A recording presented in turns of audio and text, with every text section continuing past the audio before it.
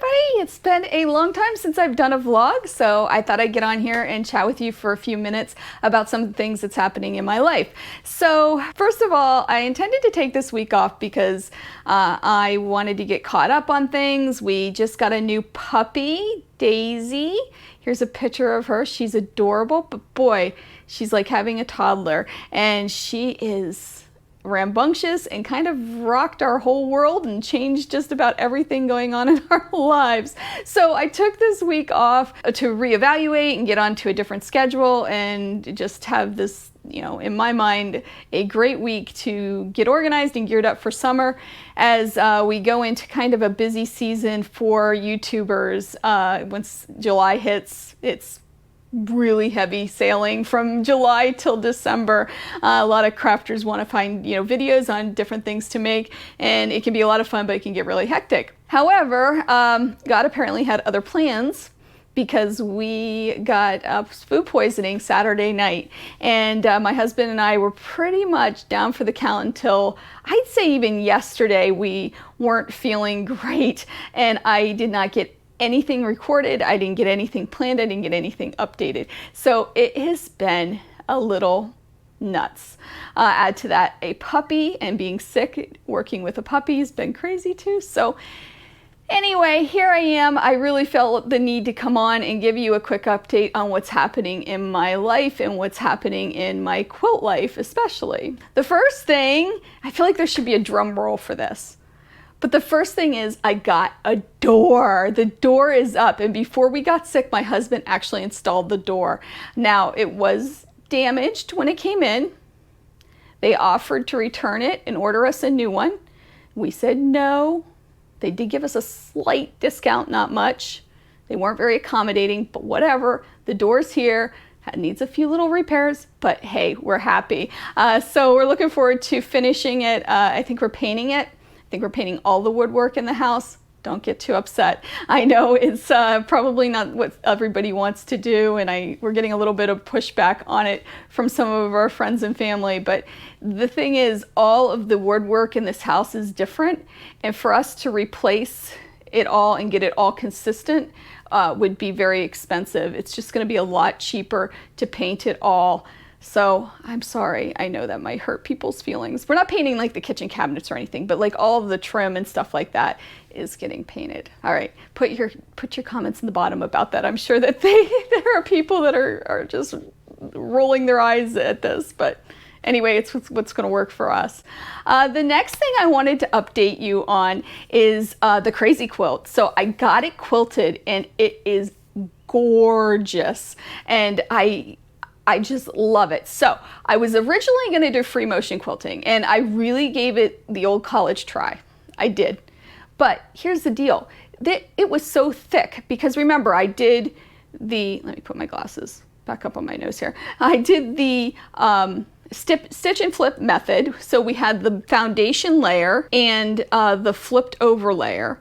And then I also did some embroidery on it, machine embroidery if you remember, and it became very, very thick. Because of that, and because some of the fabrics were thicker, they're antique fabrics, I really had trouble maneuvering through it, and I had a lot of broken threads. And to be honest, I'm sure there's somebody out there, I'm sure there's many people out there that could quilt this and do a beautiful job, but my skill set is just not there yet as a free motion machine quilter. I'm still just learning. So instead of dealing with the frustration of that, I did just straight line stitching, and I actually really love the way it turned out. Also, another reason that I didn't stick with the free motion quilting is because it wasn't showing up. So I was like, if I'm going to do all this work, I really want it to show up, right? So it wasn't showing up, and to me, it just wasn't worth the headache and the hassle, and I really wanted to get this quilt done. So I think it really adds to the quilt, the lined quilting. So I have some on the diagonal and I have some straight, and it gives this cool plaid effect, and I really like it. I will be binding it, and I'm not sure. What do you think? What color should I bind it with? It's always a struggle.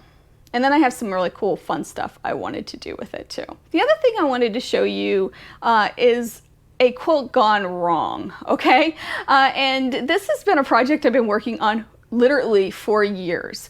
So hang on, I'll be right back.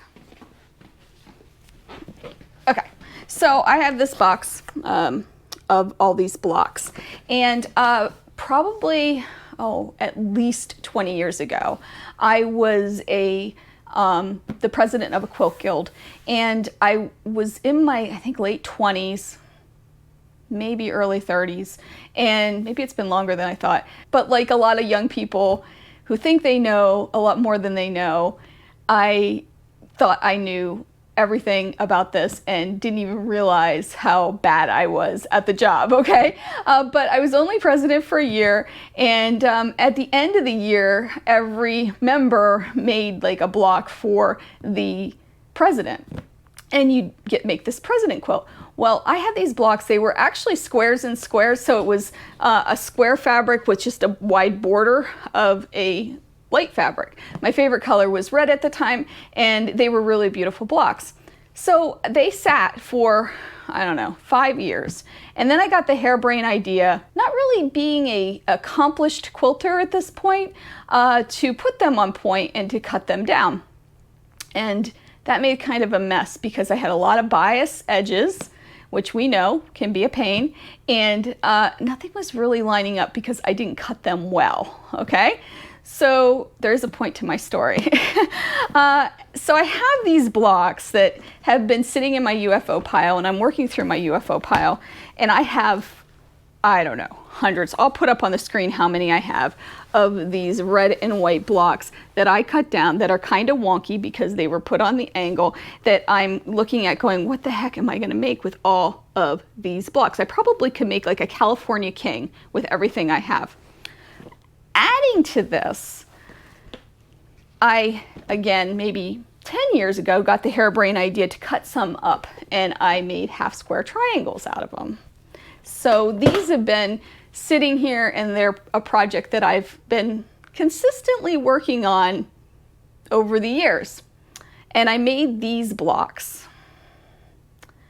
And last night I sat down to just sew a little, and I thought, I should pull those out and see what I can do.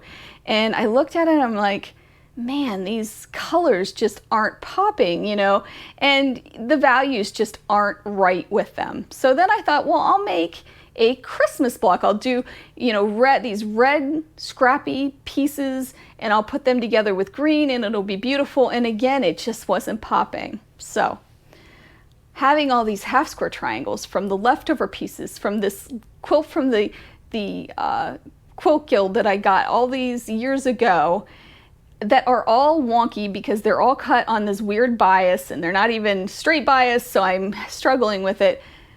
I'm like, what am I going to do with all of these? So I decided on this layout of the leftover pieces, and I actually really like it. I'm using a lot of starch, and I'm using a heavy iron, and I'm just going to kind of force them together to get them done.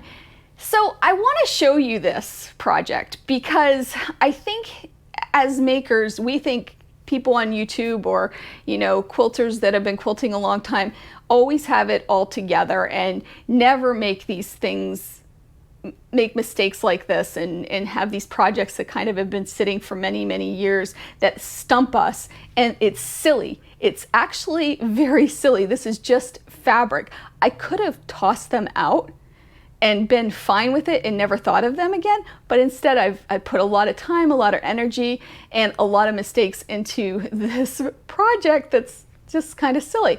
Not only that, when this project is done, how do you think I'm gonna feel about it? Is it something I'm gonna look at and have fond memories of?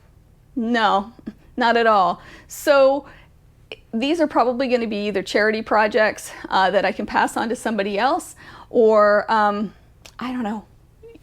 Actually, that's probably exactly what will happen, is they'll be passed on to somebody else because they kind of give me bad feelings, and that's not what quilting is about. We shouldn't have things in our life that are giving us bad feelings. So other updates, I am still working on the tutorial. I have the pattern pieces ready to go. I think I'm going to do it as a free PDF on my blog, just the templates, and then eventually have a pattern for you because I do want to have this done and out into the world and out to all of you because I did promise it. Again, it's a tutorial based on this quilt that I did from lessons from an old quilt, and it is turning out really nice, and I am enjoying making it. Pattern writing is a little trickier than I thought, and is something that hopefully maybe by the fall I'll have a good solid pattern up on my Etsy shop. In the meantime, I will have a free pattern available to make this. Anyway, I hope you're all doing well. I hope none of you get food poisoning on your week off, ever. And I hope that you are enjoying, at least here in North America, the start of summer and this wonderful time of year. I really enjoy making these vlogs. I hope to do more of them in the upcoming weeks, and hopefully nothing happens like, you know, food poisoning or anything crazy like that. So have a great week, and I will see you soon. Make sure you make some time to sew. Bye.